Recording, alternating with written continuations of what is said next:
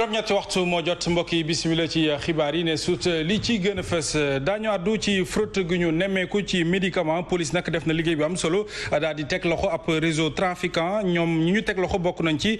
juróom-benn ci ay nit lu ñu bëggoon mooy jël yooyu lekk médicament tasaare ko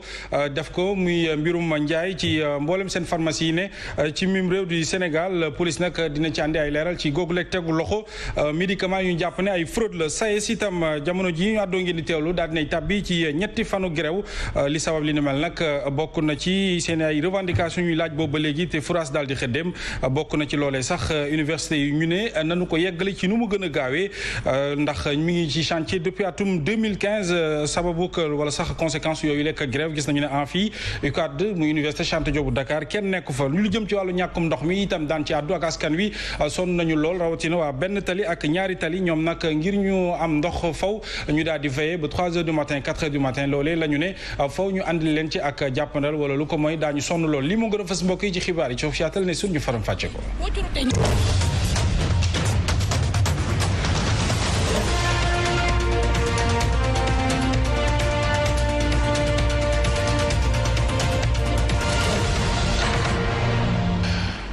xibaar yi mbokk yi ci faram-fàcce gi fas yéene ci ànd ak El Hadj Mouhamadou Mansour Diop Serigne Saliou Gueye ak Abdoulaye Mbow dañu koy tàmbalee ak ki fi nekkoon ministre de l'économie ak finance du Sénégal ay fukki at a ngi nii Abdoulaye Diop moom nag daan nañu koy nommé kon président commission union économique monétaire ouest africaine ñu gën ko xam kon ci UEMOA ci àllarba giile dina rek daal di wuutu ca boobu rek poste nigérien bi di Abdallah Bourema. xibaar yi dañuy wax ci police mi def liggéey bu am solo tegati loxo ay trafiquant doon yëngatu ci wàllug médicament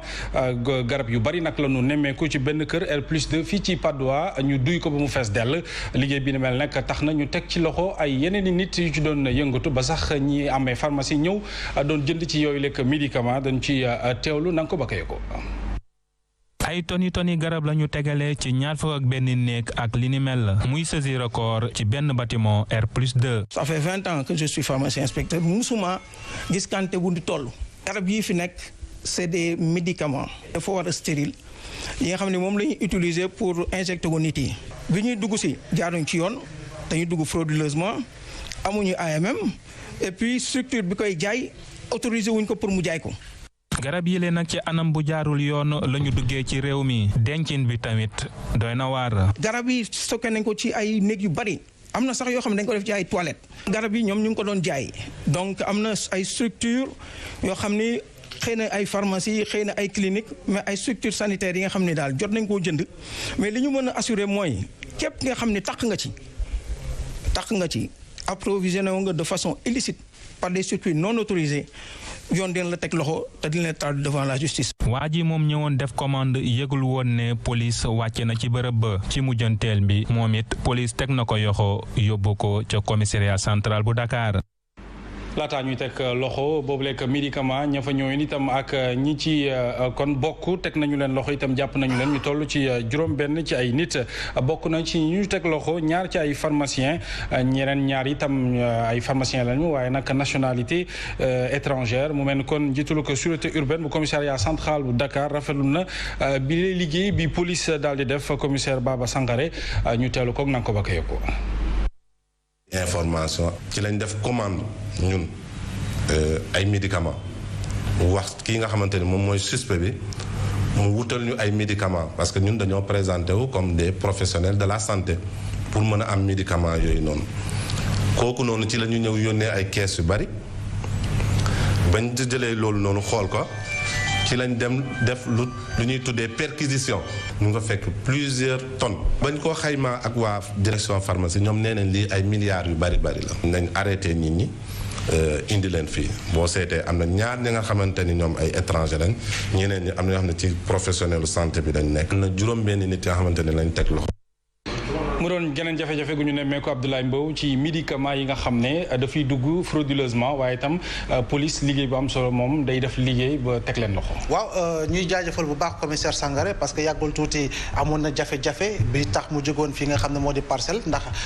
tolof gu mu amoon si ak kii nga xam ne di jaay pharmacie. tey jii nii mu wane ni rek officier de police la goo xam ne bu engagé la boo xam ne dafa mën liggéey. dafa voilà xarañ si li muy def. ba tax na tey jii li mu teg nii loxo. dañ ko si jaajëfal di jaajëfal bu baax suñu police maanaam suñu force de défense et de sécurité. waaye laaj bi ñu war a samp Mohamed moo di garab yu toll nii ak nu ñu baree fan nañu wàcc ba amul contrôle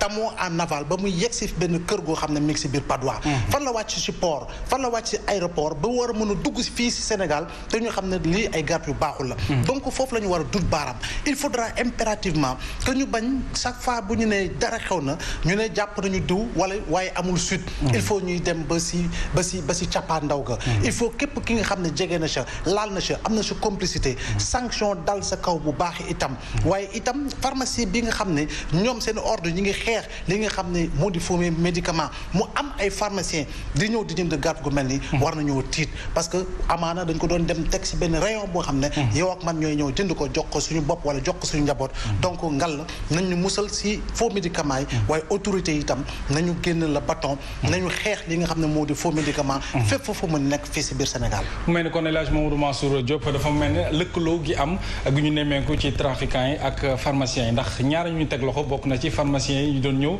ñoom itam jëndi ci yooyu lekk garab te ñu ne fraude la ban jàngat lañ ci war a xam nga dañuy wax faux médicament ak fraude duñu benn médicament boo xam ne xëy na baaxul certifié wuñu ko mais ni ay médicament yu baax yu ñu certifié la. mais yoon bi ñu ko awale pour dugal ko ci réew mi jaay ko moo baaxul. ni ñu ko dencee it am na. ni ñu ko dencee itam moo légalul. loolu nag question bi day leer lool ñu xam ni baadoola dugalu ko fi baadoola làq ko baadoola moomul kër ga baadoola signalé wu ko client yi koy jënd si. donc am na réseau bu taxaw boo xamante ni bi ñoom ñoo géré loolu avion la jaar wata la jaar bateau la jaar de toute façon protégé nañu ko. xëy na ndax ci biir protection bi la am lu senne bu dugg ci waa police ñu topp ko mais lu wértu ba mooy am na ay kilifa wala ñu seen loxo jël seen ginnaaw ñu am doole ñoo xam parce que déjà quantité bi rek boo ko seetee xaalis la boo xam ni yow mënoo koo jënd mënu ma koo jënd Sénégal bi lam daa mënu koo jënd xaalis bu takku la ki ko jënde bitim réew transporté ko ba indi ko fii xam nga ni kooku milliardaire la kan la nag li ñuy demandé kilifa yi cette fois-ci ngallaawaay nañu topp enquête bi ba ci cëppaandaw ja ñi bu laajee ñu sanctionné leen parce que waxuma la côté santé foofu la ñuy tiit mais lii ay garab yu ñu certifié la amul problème danger ci wàllu santé mais côté économique la ñuy wax. jamono ji nga xam ne Sénégal tawat faju yombul am njëgu ordonnance yombul nit ñuy jaayee ordonnance fu leen neex tey ñuy lu mel nii amaat fii. sa waay loolu suñu koom-koom gi day nërmeelu. beneen jafe-jafe la ni mu ko waxee sëñ Saliou Gueye mu mel ni kon réseau la yi nga xam ne ñu ngi yëngatu ci wàllu trafic médicament alors aujourd'hui bëri na lool ci Sénégal ñu koy nemmeeku ak ñu ngi ciy teg loxo ban yoon la ñu war a mën a jaar ngir xeex loolee mu jóge fi. D'abord Mohamed il faut réellement une volonté politique ba pare su fekkee ne loi bi war nañ ko xoolaat ñu criminaliser vraiment les médicaments frauduleux ñu def ko mais même su fekkee ne tey am na sax loi boo xam mi ngi réprimer les fraudes sur les médicaments mais il faut nécessairement moo am une volonté politique boo déggee ma ne volonté politique aussi moo di faire de sorte que nit ñi bu ñu leen ci jàppee du am benn protection au niveau étatique gis nga li fi amoon au niveau de Thiès avec l'affaire des faux médicaments bi ñu ci jàppee nit au moment où moom ci boppam dañ ko jàppoon mu am c'est-à-dire mu am grâce te gis nga coow li mu fi juróon finalement ki nga xamante ne bon je crois que c'était même un Guinéen on a tout fait pour évacuer ko ba mu xam ne dem na si yoon donc il faut nécessairement que au niveau de nos autorités quand même ñu gën a en tout cas muscler la lutte contre même les médicaments frauduleux beneen pàcc bi ko moo di comme ni ko Mbow waxee léegi laajee léegi nan lañ mën a def ba lii romb les soldats de l'économie te mënuñ ci teg loxo des deux choses l'une ou soit on a tordu la main de la douane ou bien jaaral nañ ko foo xamante ne nii en tout cas am na ci benn trafic boo xam ne am na ci de sorte que peut-être bi muy jaar port dañu defoon ne ce sont pas des médicaments frauduleux mais que en réalité la destination c'était des médicaments encore frauduleux et beneen li ci gën a grave moo di les pharmaciens yéen ñoom seen wàllu boobu nga xam ne ñoom ñi ngi xeex toujours contre les faux médicaments et aussi contre ce trafic des faux médicaments comment se fait-il que des gens yi nga xamante ne ñoom dañu bokk dans l'ordre même des pharmaciens di avaliser lii parce que lu mel ni ñoom xeex bi ñoo war ñoo jiitu ci kanam mais suñ demee ba ñoom di dem di approvisionner ci li nga xamante ne vraiment du ay médicaments yoo xamante ni voilà donc finalement man je me dis que ñoom aussi dañ ci am benn part de responsabilité. ñu wax ci leneen Serigne Saliou Gueye moo di ci SAES mi daal di buddee ni ki tey amphithéâtre yi boo demee ci université Cheikh Anta Diop Dakar loolee moo koy jëmmal doo fa gis kenn li la sabab li ni mel nag grève bi soxal ñetti fan ñoom waa SAES dañoo wax ne lu jëm ci ay accords yu ñu xaatim ak état bu Sénégal te respecté wuñu ko boobu ba léegi ñoom ci seen bopp syndicat bi mi ngi sàkku ci seen ay naataango ñu daal di dakkal mboolem seen lu jëm ci wàllu soutenance mémoire ak délibération ci ñetti fan ngir wax état bu Sénégal ci ne jot na sëkk ngir ñu mën a kon andi ak tontu lu gaaw a gaaw ci xaatim wala accord yu ñu xaatimoon ak ñoom dañ ciy teewlu Malick Fall mooy secrétaire général bu SAES ci ay leeral. mooy lu jëm ci taxes yi nga xam ne moo ñuy permettre bu doxal université yi beneen bi ci tegu mu tabax ci infrastructure yi bu ñuy jëlee arène nationale bi ñoo ngi ko tabax ci 32 milliards daan ko ci jël ci ñaari at ak tuuti Dakar Arena Tour ñoo ngi ko tabax ci 66 milliards ci diggante ñaari at ak tuuti à côté Diamniadio gis ngeen fa benn stade bu ñu fay tabax ci 155 milliards ñoo ngi ko war a tabax ci 18 mois alors que ñun suñuy tabax yi nga xam ne ñoo ngi ko fi denc depuis lu mat juróom-ñetti at juróom-ñaari jàpp juróom-ñetti at ba léegi amul benn ndax ñun dañoo d'accordul ci campus di xaarandi muy nag ñetti fanu avertissement bu fekkee ni daal feeñu nag dinañu dem déposer suñu préavis de grève kon leen li ñu war a def. ci espace universitaire bi la ñu nekkoon fa la ñuy des ba léegi ginnaaw xew-xew ya fa amoon fan yële ñu génn ngir utum jàmm nag xool itam ana yan yoon la ñu war a mën a jaar ngir université yi mën a am dal bu baax a baax jàppale ne au conseil du dialogue social daal dinay samp yeneen ci ay comité de dialogue mu ne nag comité de dialogue yooyu du yàq dara ci assemblée yi am déjà ci université yooyu la waaye itam comité yi dina mën a itam participer bu baax a baax ci utum jàmm gi en tout cas ci espace universitaire bi dañu ciy teewlu Innocence Tap Ndiaye ci micro Mambay Ndiaye. étudiants yi dañ siy bokk jàngalekat yi bokk si personnel bi bu université ñu bokk si syndicat yi nga xam ne ñoo ŋànk jàngale bu kawe bi ñoom tamit ñu bokk ci situation université bi la dépendre parce que xam nga université dafa am statut boo xam ne franchise yi mi ngi fii autonomie bi loolu yëpp dañ koy xool mais teg comité yàqul dara ci pouvoir bu assemblée yi nga xam ne moo nekk université ba pare ñoom seen bopp ñooy tënk seen règle de fonctionnement mais fi mu nekk nii wax dëgg toutes les parties sont conscientes ne il faut ñu jublu si loolu ñi commencé processus bi foog ñu terminer ko ñi amul woon ñu jóg si loolu yëpp dinaa si jóg incha allah. Abdoulaye Mbow ndax am comité yooyu xel mën na ci dal ba xam itam du doon saafara su jur jàngoro. waaw mën na doon saafara bu jur jàngoro bu fekkee ni itam comité bi li ko tax a jóg doxewu ko noonu. maanaam bañ léegi def xàjji ak seen. def naan dafa war a def li nga xam ne moo di lëkkaloo ak lépp li nga xam ne moo di kuréel nekk si biir université bi te soxal li nga xam ne moo di ndaw ya fa nekk ngir ñu mun a trouver terrain d'entente waaye nag déggoo si ak autorité universitaire yi. aussi ak ñi nga xam ne ñoo di jàngalekat yi damay jàpp ni lii nga xam ne moo di apaisement de l'espace universitaire autorités yi war nañ see teg ay jéego yu ëpp solo yu am solo ba nga xam ne effectivement lay dugg université daañu ko mën a xool daañu ko mën a saytu nañuy doxale si biir université daañu ko mën a xool daañu ko mën a saytu parce que tolloon na ay jamono ci université Serigne Saliou Gueye boo ko fàttalikoo ñu ajoon lépp li nga xam ne dafa jëm si élection jëm si li nga xam ne moo di amical amatul woon benn amical boo xam ne taxawoon na biir université ba nga xam ne reconnaître nañ ko donc lépp lañu di su doroon pour lan parce que dañoo tolloon jamono joo xam ne violence bi dafa taroon ay nit ñooy dugg kër chambre étudiant dajji ko dumu ko jàmm ko nangam gis nga kii nga xam ne moo di waa ji sant bi tey nekkoon ak Maodo Diagne Fada gis nga nañ ko defoon ay jamono ci université donc yooyu yëpp war nañ ko xoolaat bu baax bu jaree ñu aj lépp li nga xam ne moo di amical laj lépp aj li nga xam ne moo di élection pour ñu gën a mën a xool nu ñuy waxtaanee pacifier l'espace universitaire ñëpp daañu tàccu parce que itam dañoo soxla jàmm fii nga xam ne moo di temple du savoir. muy initiative bu am solo Hadj Mansour tukkee ci kilifa yi kon loolay wane ne bëgg nañu jàmm en tout cas ci espace universitaire bi. mën nañ ci sax ni am yaakaar. de toute façon li gënoon bon wala li gënoon ñàkk dal xel mooy seetaan leen. seetaan leen wala xëy na personnes yoo xam ne xëy na xamuñu wala amuñu sañ-sañu def démarche yi. mais comme ni ko Innocence Tab Ndiaye waxee njiital conseil bi dañ ciy boole étudiants yi boole ci autorités yu université yi boole ci itam les bonnes volontés ak ñi nga xam ni am nañu sañ-sañu bokk ci waxtaan boobu. daañu mën a am ni solution ba li fa amoon parce que li fa amoon fan yi weesu ñàkk waxtaan donc moo ko indi. parce que déjà li fa amoon tey duut fa amaat ndax mënatuñoo fexe ba ñuy làkk-làkk bi ak ñuy làkk-làkk bi di laale ci seen biir au moment où xam nañu ni yow mi loraate yaay gën a nekk victime donc yu mel noonu di ko xamal xale yi itam ci wàllu seen cosaan lu ci am solo ba tax na rencontre yu mel ni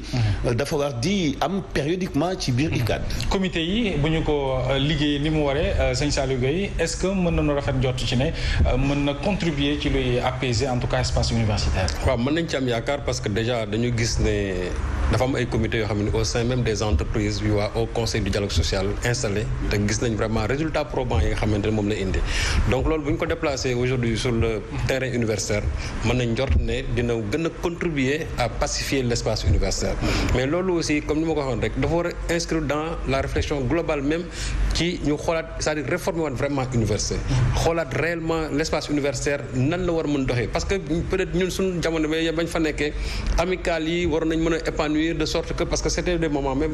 ay instances la woon yu doon permettre ñi jógee benn dëkk di mën a rassembler wu toog mën di waxtaan mais léegi su fekkee ne dafa dem ba dafa am ay dérives nag je crois que loolu jar na ñu toog def ay lu mel ni ay assises réfléchir ci mais comité yi nga xam ne déjà moom lañ samp vraiment ça vient encore une fois de plus contribuer à décrisper l'espace universitaire. ñu dem ca Saint-Louis jamono jooju askan wa fa yeewoo am na nuy jafe-jafe jëm ci wàllug ndox mi en tout cas askan wa yeewoo nekk ca département bu Dagana ca Saint-Louis moom génn nañu ci mbedd yi ngir ñaxtu ñàkkum ndox bi nga xam ne ñu ngi koy dund te mu metti lool rawatina période bi ñu nekk muy période koor gi ñàkk ndox boobee nag ñoom sax trouvé nañu ba xam ana lu ko sabab bokk na ci yenn ci ay chantier yu ñu jagle loon ndox moomee boobu ba léegi ci weeru décembre te yeggalaguñu ko mu doon itam ak seenu càkkuteef ci autorités yi ngir ñu mën leen ci andil ay saafara ci daar gi Babacar Niaw. Dagana ak askan wa fa yeewoo ëpp na fukki at nag booboog léegi ñuy dund ay jafe-jafe yu jëm ci mbirum ndox tax na sax mbootaay mii nag ñuy wax Dagana ànd xeex sunu ndox génnaat ci tali bi pour ŋàññi situation boobu. waalo neeti na déet boo gisee tey jàmbaaru fakk tëdd yi taxaw di góor ak ay jigéen ñëw génn sànjaafu mbooye mi nga xamante ne nii moo am ci dëkk bi fii ñu nekk di Dagana nag dañu am jafe-jafe bu rëy jafe-jafe lan muy ndox xamal ñi nga xamante ne nii ñoo ŋànk dëkk bi ak ñi ŋànk réew ni waalo mi nga xamante ne nii mooy ëttu ndox bii nàmpal Sénégal mar na tey loolu nekk loo xamante ne nii lu nit mënta dégg la. askanu waalo yooyu di fësal sax ni nag di jëm ci dige yi nga xam ni nag amaloon ko jëm ci chantier ndox yooyu booboog léegi gisuñu ci dara. dañu ñaxtoo jébbal bataaxal yi ñu xamal ñu ni liggéey bi dinañ ko tàmbali mois de décembre 2020 décembre janvier février mars avril dara commencé wul mu doon France tàllu xëddéem. tax na sax ñu wax ne nag du ñu fay li jëm ci facture yu mujj yi. li ñuy kaas bu ci saafara amul ñun li ñuy njëkk a def mooy kenn dootu ñu fayloo ay facture dinañu sensibiliser waa Dagana yëpp kun si bëgg a fayloo facture du ko fay tey du ko fay ëllëg. fi mu toll nii mer ak jaaxle la askanu waalo yi nekk fële ca Dagana di dund ñoom nag ñuy am yaakaar seen yooxu nguur gi dina ko dégg ba taw si ñëw jàppale leen. Babacar Niang du waa Dagana rek jàpp kon waaloog Saint-Louis ndax fii ci Ndakaaru moom bëriwaan ay gox yi nga xam ne jamono ji askan fa yeewoo daanaka jafe-jafe képp la ñuy dund ak ñàkkum ndox mi bokk na ci tey benn tali ak ñaari tali yi ñuy dem seeti foofee askan fa yeewoo gis nañu ne faw ñu andi ci ak jàppandal ci nu mu gën a gaawee ndax sonn nañu góor ñi bu ñu leen andilee ay factures yu ñu mënta fay tey gisuñu ndox jigéen ñi moom balaa ñu ciy jote faw ñu daal di toog ba 3h 4h du matin rawatina ci période bi ñu nekk nga xam ne ci doon ku ne day soxla ndox en tout cas ci koor gi moo tax ñun ñu dem fa xool yi askan wa nu toogee ak Safiatou Ba Ndiaye. lu ëpp weer gisuñu ndox wala tuuti lañ koy gis askanu benn tali sonn bay ñaxtu. ba ma xëddee ba tey tëdduma barke yonent ba ma xëddee ba tey tëdduma sonn nañu soxna si koñ bi ñëpp ngi taxaw ci. yile jigéen di xamle ne dañuy fanaan ba bët set rek bañ a nelaw ngir xaarandi robinet buy xeeli te léeg-léeg sax du ibbi. à partir de 2h du matin nga roon jëmale fajar mais am na ñoo xam ne duñu ñëw te bu nekkoon day ñëw sax mu fort sax nga xam ne tey ji ndox mi ñëw na waaye chaque jour tokk lay ñëw boo ci rotee ñeenti paat juróomi paat mu teg. mu mel ni pexe yi ñu mën a def ngir mën a am ndox néew na lool. 68000 lañ fay bon coupé lañ ci wax 68000 sama nijaay bi dafa feebar xam lu mu wax denjati leen compteur bi ngeen yóbbu ko ñu wax boobu mu ne la xoolal mu naan mu piis waa ji ne ko garaawul demal ñu ngi nii xoolal ndox dañuy jënd si terrain bi bu leen neexee may ñi bu leen neexee dem seen yoon. bidon boo rot teg boo tourné boo deful nanga nga fekk ñu ciy jël ko loolu sax man mooy metti man ndox bu ma rot ba teg ñu jël ko dafa métti trop benn tali moom chaque koor moom lii moom dañ cee yàgg. mer ba futu tax nag ba ñuy xamle ni rek fii ak ay fan yu néew dinañ leen dégg ci tali bi ngir rek ñu mën a saafara ba faw jafe-jafe wu ndox bi nga xamante ne rek saa su ne ñu koy dund. bii paana bu ñu génnaatee bi leex dina métti. mu ngi noonu mu mel ni kon sonn nañu lool ñoom askan wi waaye mu mel ni Sen'Eau mel na ni ku leen di tontu ndax bu ñu sukkandikoo ci ki yor communication Sen'Eau yu ci mel ni quartier benn tali wala ñaari tali ni mu bindoo en tout cas dafa kawe ak surtout période tàngaay bi ñuy waaj a dugg tax na ñàkkum ndox mi dafay gën a fës en tout cas ci gox yi le ñu teewlu ko moom Ndiaye Diop ci micro Ndeye Khady Thiam Tall. pression bi ñu soxla pour ndox mi di yeggaat ci benn tali ak ñaari tali la ñu amagul tax na am na ay travaux yu ñu xam ne nii fan néew incha allah dinañ ko def pour ay travaux de sectorisation noonu lañ ko tuddee ci suñu jargon ngir mën a jëlee feneen ndox mën ko yokk rawatina yu bàyyi ko bari HLM yokk ndox mi ñëw ci fi nga xamante mooy benn tali ak ñaari tali ñu ci ay pexe yoo xam ne nii du yàgg dara dinañu yëg ak dal waaye li koy saafara ñu koy xalaat mooy bu ñu dugalee suñu kër Momar Sarr 3 incha allah quartier yu bëri te noonu ci gis bu baax a baax ak tan li ci des jàggatul. Ablaye Mbow ñoo ko gisandoo de Saint-Louis à Dakar ak yeneen gox sax yu nu mënta lim gis nañu ne askan wi saa su ne ñoo koy waxal seen bopp quand même dañuy jug jooy ci ñàkkum ndox. waaw ñàkkum ndox de mi ngi wéy di nekk feebar fii nga xam ne moo di mim réew Saint-Louis wane nañ ko Dagana waaye tam dañuy fàttali ne ASER bii ñu génn lii nga xam ne moo di dëkkaan yi dëkk ñaari tali ak benn tali ña fa dëkk si tund yooyu ñu ngi doon manifester ndax li nga xam ne moo di ñàkkum ndox xëy na ñoom ñoo génn waaye koñ yu bari ci biir Ndakaaru ñu ngi nekk ay jafe-jafe mais dama ne indépendance bu ñu siy doog di génn ñu jógee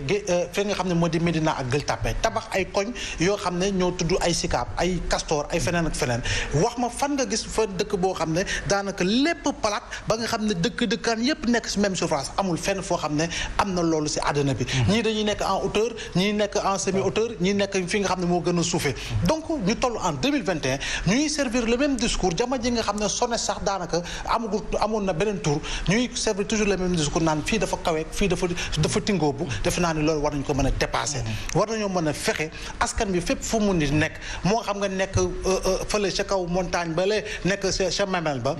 ndox war na la fa mën a fekk donc nañu lijjanti li nga xam ne moo di problème mu ndox bi parce que ndox itam c'est vital te dafa nekk un droit et un devoir pour société yi ñoom ñu jox ndox li nga xam ne moo di askan wi boobu léegi askan wi jooy xanaa itam yenn ci ay manifestation wala sax ñaxtu tabul ci nopp ku tëx Hadj Mansour ndax boobu ba léegi gis nañu ne manifestation day gën a multiplier wu ci ñàkkum ndox mi. vraiment waa Seydou moo nañu tàyyee wax ak tout le respect mi nga xam ne amee nañ ko suñu frère Ndiaye Diop parce que fii dafa yëkkatiku fii dafa noox fii dafa def nii loolu explication bu woyof la ci société nationale. buy jox ay nit ndox.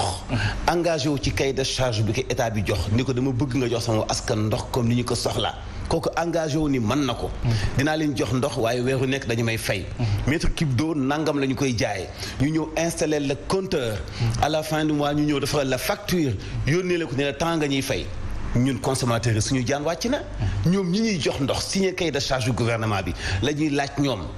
ana seen jaan kay xanaa da leen di soog a mat. ma ne. fu yéeg fu wàcc intéressé wuñu ndox mi ñuy jaay sénégalais yi. di leen jox facture ci taa bu leen neexee la ñu nit ñu dañoo soxla ndox xanaa itam KMS 3 moom amul bàjjen xanaa du noppi chaque jour chaque rencontre chaque exquise buy génn ci ndox mi KMS 3 la ñuy wax. alors KMS 3 Dagana gi ndox miy jógee ñi ngacce ndox mi foofu ci lac de Guiers moo war a ñëw fii nii. waa Dagana ñoom ñu ngi manifester. parce que neen la ñu doon am akas néew ci ndox seen chantier yi ñuy def daf leen perturber ba ñoom askano amatuñu ndox loolu koy xanaa mooy di nàmp mooy sondeel mooy tàkk di nital li ñi di lakk sa bopp ndox muy jógee Dagana waa Dagana di manifester ci digg naaju parce que amuñu ndox mais keneen ku yaakaar ndox da ngay nax sa bopp mais leneen li gën a doy waar ci Sen'Eau boobu Sen'Eau tey ñu ngi koy légué ay forage yoo xam ni waa Agifor muy gestion offort ñoom ñoo ko yoroon te Sénégalais yi dañu war a xam ci yan condition la waa OFOR légué gestion ndox moomu ak ville yu mag yooyu waa Sen'Eau ci nan parce que bokkuloon ci gestion bu waa SDE bu ñu bëggee defal privilège waa Sen'Eau bu jox leen yenn gestion yu ndox yu bari xaalis yu indi ay centaines de milliards par an bu ñu leen dee légué gestion ndox boobu war nañu leeral Sénégalais yi war nañu xam ci gan anam la ñu leen joxee ndox moomu mais aussi ñu leeral itam ci gan anam la ñuy fekk ay forage yu taxaw ba noppi waa Aquatex di ko exploité di jaay nit ñi ndox mu cher Sénégal du ñu xanaa ñun du ñu am solution ci wàllu ndox. mi ngi noonu en tout cas yàgg na jafe-jafe gi sëñ Saliou Guèye KMS 3 moom mooy yéene bu mag. waaw moom KMS 3 la ñu wax ne bu noppee jafe-jafe gi en tout cas ci wàllu ndox mi Dakar ak tund yu ko wër dinañ ko fàtte est-ce que itam du ñu gaaw accélérer li ni mel ngir askan wi mën a noppal ko ci ñàkkum ndox. waaw mais KMS 3 moom dañu wax ne mois de mai bii ci lay sotti. mais est-ce que réellement KMS 3 va régler le problème de l'eau au Sénégal parce que problème bi c'est pas un problème conjoncturel c'est un problème structurel donc ma jàpp ne boobu ba léegi chaque fois bu fekkee ne y a une pénurie d'eau li ñu mën a rabattre c'est-à-dire chaque fois on parlera de KMS 3 mais en réalité li nga xamante ne moom lañ jaay wax léegi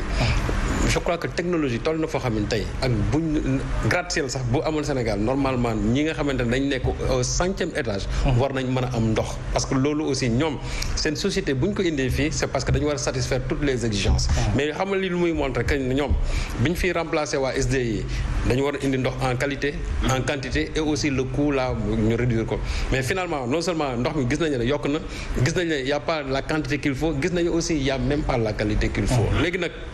il faut se poser des questions sur est-ce que réellement Sen'Eau nekk na entreprise boo xam ne ñoom ils sont habilités réellement à c'est-à-dire approvisionner les grandes villes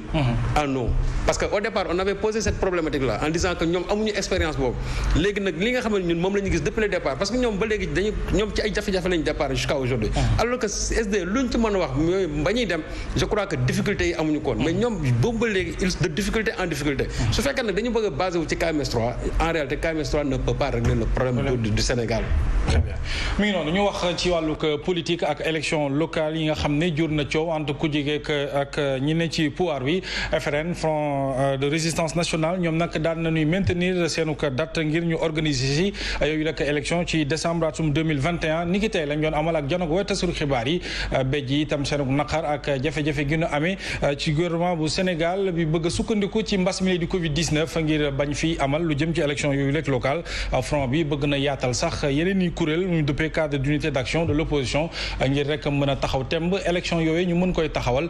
kii ñu teewlu ci Ndeye Khady Diouf moo teewoon seenum ndaje. Front de Résistance Nationale mi ngi gën a dëggal xalaatam jëm ci àpp gi ñuy amal élection gox yeeg goxaan yi ñuy wéy di wax ne loolee mën naa am ci weeru décembre atum 2021. ñeenti maanaam étape moo am tey jii ba avant ñu dem élection bu si njëkk bi mooy évaluation processus revue code électoral boobu ak code des collectivités locales ñetteel bi mooy révision exceptionnelle kon mu des ñeenteelu étape bi muy dépôt des listes diggante bii ñu nekk avril ak décembre mën nañ faa organiser élection locale yi. bu ñu jëlalee jafe-jafe yi nga xam ne mbas mi moo ko indi ak tendeefal bawoo ci majorité présidentielle doon na lu front bi di ñaawlu. même bu fekkee ni pandémie ñëw na ñoom daagu nañu. commission politique bi nga xamante ne moom mooy yëngu ci wàllu dialogue national mi ngi wéyal ay liggéeyam ngir xool àpp gi ñuy amalee yile élection gox ak goxaan jamono ju nga xamante ne front bi ñoom ñi ngi taxawal cadre d'unité d'action bu opposition bi ngir gën a yaatal seen xeex bile.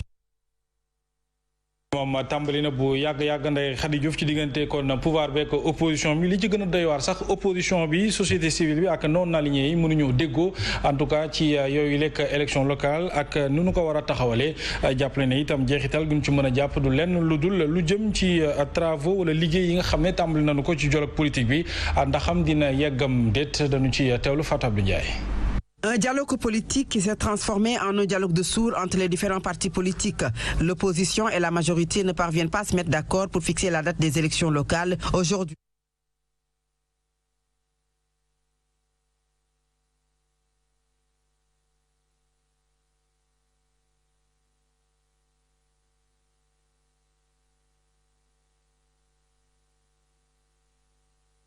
mu mel ni kon boobule élément jàppandeegul ñu rek mën ci waxtaan Abdoulaye Mbow ci lu jëm en tout cas ci report élection locale yi boobu ba léegi en tout cas nu koy waxee saa su ne kaddu gi maanaam déggoo gi amagul ci diggante opposition ak pouvoir waaye mieux opposition beeg société civile beeg non aligné yi nga xam ne ñoo waroon bokk sax am benn dégg-dégg ngi ñu jëm ci yooyu lekk élection ñoom itam dañoo jaaroo taal. naan dialogue de sourds maanaam kenn ñoom dégg kenn def naa ni moo dal ñëpp si li nga xam ne moo di organisation élection locale yi waaye damay jàpp ni ñooñu ñëpp lu ñu dajaloo moo xam majorité moo xam opposition moo xam non aligné moo xam société civile askan wi leen ëpp doole te baatu askan wi la ñu soxla te askan wi jamono ji boo defoon sondage amaana ñu si bëri bëgg nañu li nga xam ne moo di organisation élection locale yi si ni mu gën a teelee jàpp naa ni nag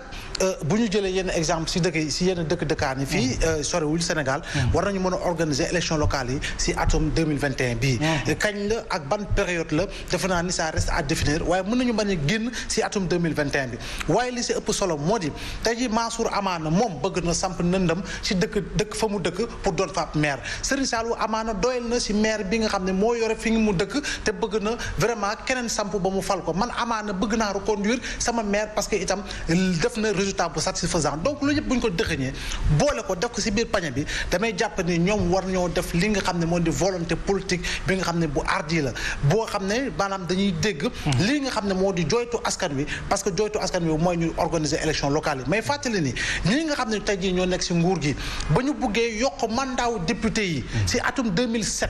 kii nga xam ne moo di Moustapha Niass kii nga xam ne moo di Abdoulaye Bathily ak ñeneen dañoo ne woon seen mandat député soxlatuñ ko fa la ñu jaaree sax boycotté législative yi nga xam ne moo amoon si atum 2007 donc dañuy jàpp ni rek pour lan respect du calendrier républicain donc respect du calendrier républicain damay jàpp ni dafa war a engagé ñëpp ba nga xam ne dootuñu si nekk si li nga xam ne moo di jiixi jaaxa ba nga xam ne kenn xamul ban date effectivement la ñuy organiser élection locale yi waxtaan ku tëx kon moom lañ ci mën a jàpp Hadj Mansour diggante pouvoir ak opposition et même mieux ñu waroon a faratuñu muy opposition beeg société civile ba ci non aligné yi mënatuñu déggoo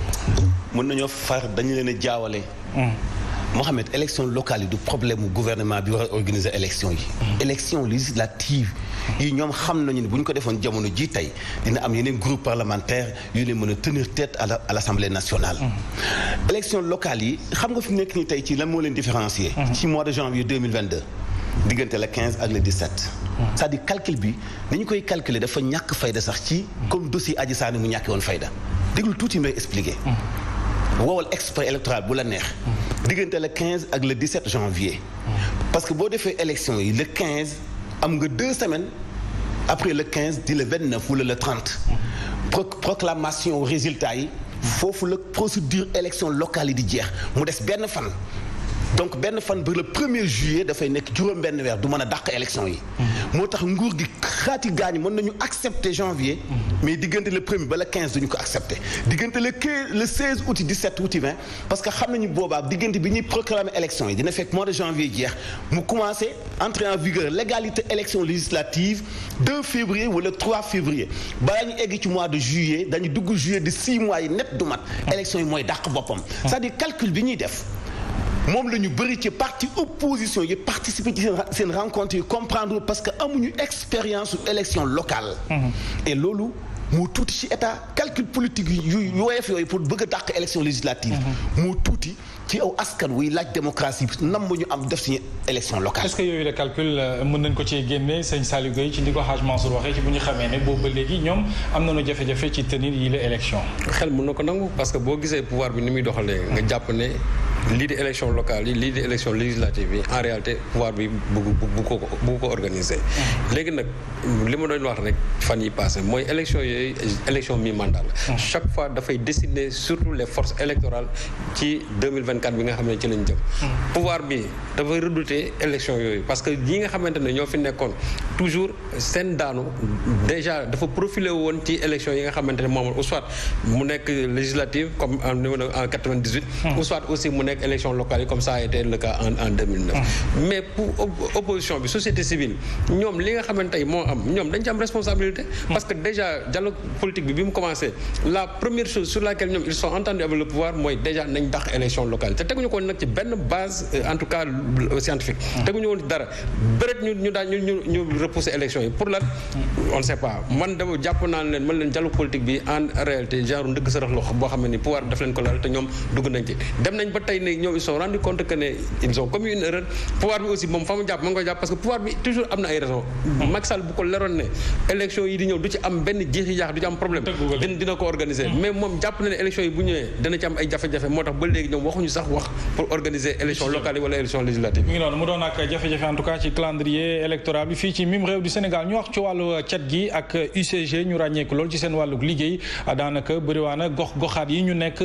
ak seen ay ndaw di fa amal liggéey bu mat sëkk ci wàllu tonni mbali jeeg yi ni mel liggéey gu rafet boobee tax na itam jëriñ ñu dénk wàllu urbanisme ak jëriñ ñu dénk wàllu collectivité territoriale daal nañuy xaatim ak mbir wi leen di may ci kon Sénégal gi yëpp UCG mën a fa nekk ak itam ci xarañte fukk yenn ci ay collectivité territoriale ni ki tey ji suba lañ doon xaatim loole ci teewaayu Ajaratu Aysa Ñing. gannaaw jafe-jafey borom kër yi ci wàllu dëkkuwaay taxawal nañu ab projet liggéey dëkk bu 100 000 logements sociaux. prix wu logement social bi bu mu dépassé 12 millions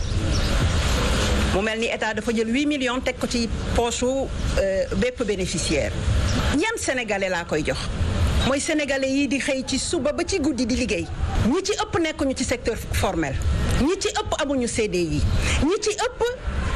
bu ñu demee ci banque ba kenn du leen gunge.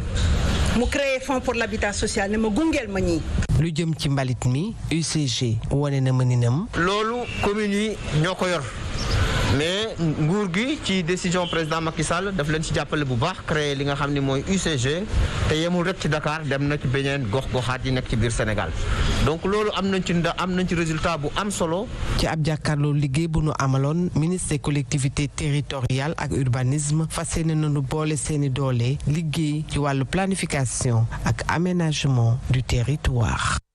ñu àddu ci koor gi ak Masalikul Jinaan tëral fa programme bu am solo jëm ci ay kon conférence ak itam njàngum xasaayit waaye itam berndeel mboolem seen taalibe wala nit ya fay ñëw ngir barkelu ci ndog yi mu mel ni kon lu toll ci ñeent ci ay junni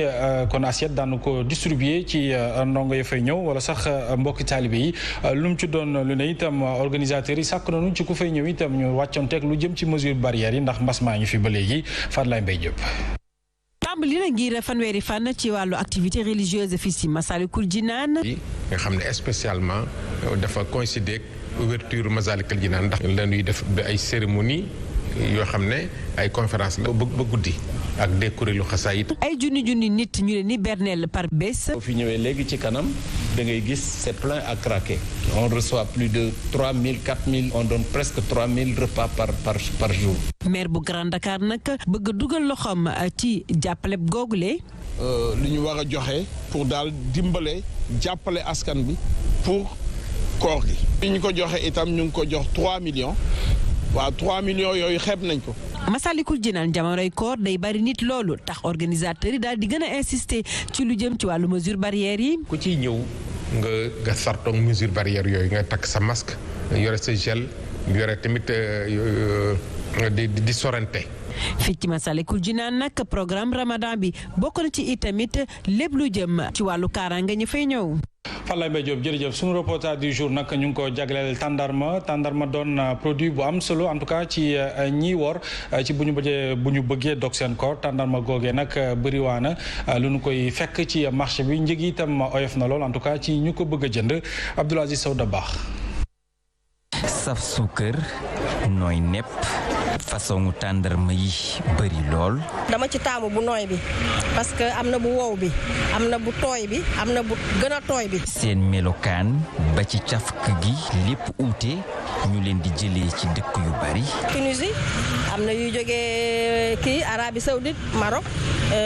Algérie. wala Tunisie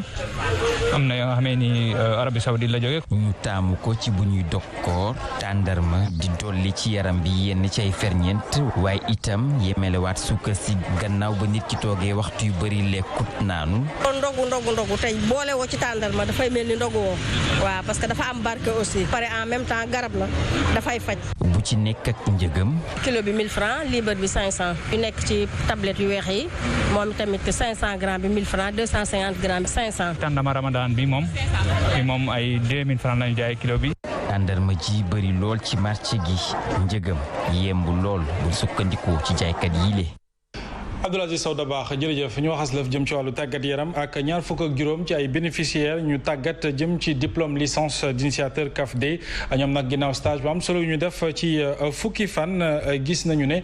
tey jébbal nañu leen seenuk lijaasa ñenn ñi coach la ñu bëgg a doon waaye itam mbir moomee fas yéene nañu ci kon tabbi ci nu mu gënee ak itam ci nu mu gën a yaatoo rawatina ci tàggatu bi ngir rek seeni ay projet ak xemmemteef jëm ci wàllu tàggat yaram rawatina doon entraîneur mu mën a ñoŋ Soxna Fall moo teewoon ca cérémonie ba.